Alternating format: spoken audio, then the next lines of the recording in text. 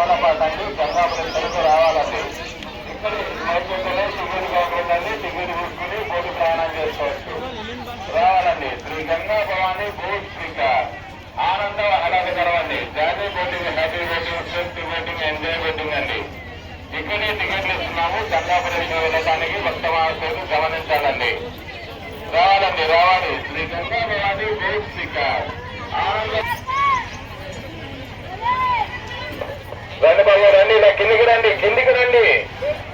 Boating వెళ్ళడానికి ఇలా కిందికి రండి.